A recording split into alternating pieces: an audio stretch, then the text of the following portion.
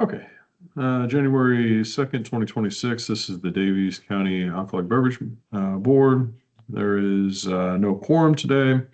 Only item on the agenda is JP and W Incorporated RR 1429568. They're without violation or remonstrance, will be sent to the State Commission for approval.